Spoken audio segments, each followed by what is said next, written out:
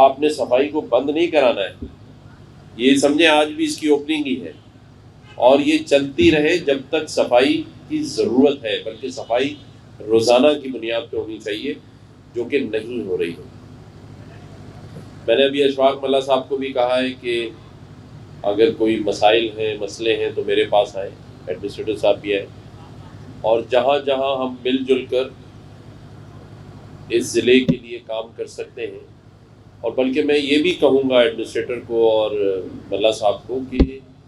37 یوسیز ہیں آپ کے پاس، 4 اضلاع ہے، تو 37 یوسیز کا کوئی ماسٹر پلان بنائے، سب سے پہلے اس پہ تھوڑا ٹائم لگائیں، 37 یوسیز کے مسائل کو سامنے رکھیں، اور یہ کوشش کریں کہ آپ کو یہ پتہ ہو کہ کون سا کام آپ نے کرنا ہے، کیا کروانا ہے، کس سے کیا آپ کو فیسلٹیز چاہیے، کیونکہ یہ 37 یوسیز جو ہے وہ آپ کے انتظار میں ہیں۔ اور بعض دفعہ تو ایسا ہوتا ہے کہ آدمی اپنے ٹینیور پورا کر لیتا ہے اور اس کو یہی نہیں پتہ ہوتا کہ 37 یوسیز کہاں لگتی ہیں یا کون سی یوسیز میں۔ تو آپ روزانہ کی بنیاد پہ ایک ایک یوسیز کا وزٹ کریں اور پھر اس کے مسائل کی پوری لسٹ بنائیں، اور اسی طرح آپ کو 37 ڈیز لگیں گے تمام یوسیز کو کمپلیٹلی وزٹ کر کے اور ان کے مسائل کو سامنے رکھیں، تاکہ پھر ہم اس کا حل تلاش کر سکیں۔ سب سے بڑا ایشو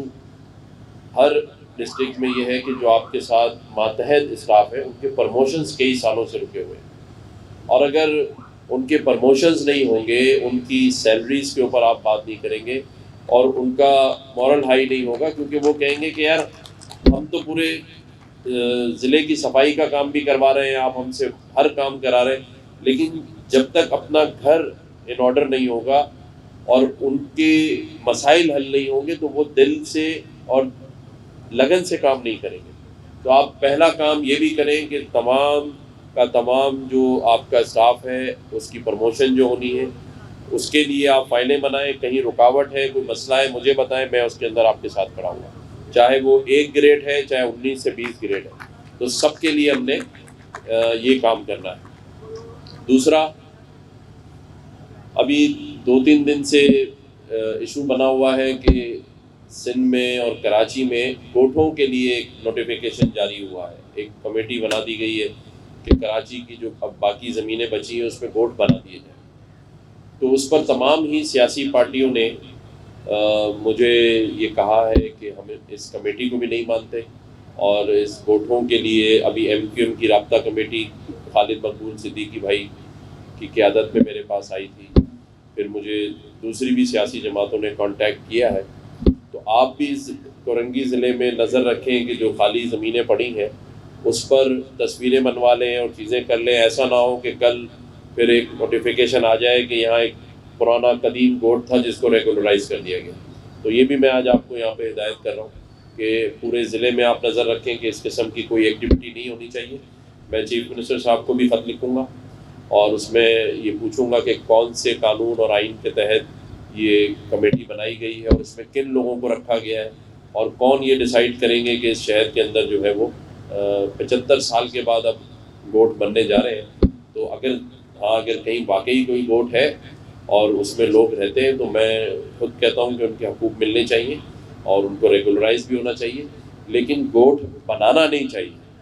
بنے ہوئے گوٹ کا اگر ایشو ہے تو اس کو حل ہونا چاہیے۔ ایشوز تو ہر جگہ پر ہیں۔ اگر واجبات کی میں بات کروں تو میڈیا ہاؤسز کے مالکان نے بھی اپنے لوگوں کی تنخواہیں نہیں دی، واجبات رکھ کے بیٹھے ہیں اور وہ بھی پریشان ہیں۔ اور صحیح آپ نے کے ایم سی کی بات کی، تو میں آج ایڈمنسٹریٹر کراچی سے بات کروں گا،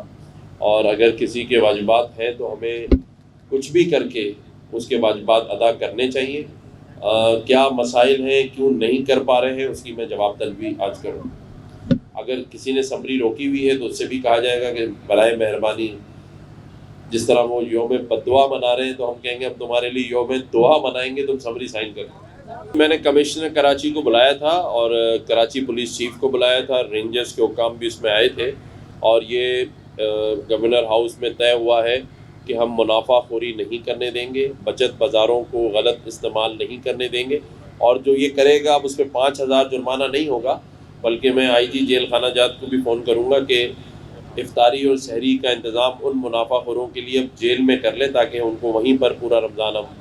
سحری اور افطاری کرائیں۔ بات ساری یہ ہے کہ ہر آدمی منظم طریقے سے اس شہر کو لوٹ رہا ہے۔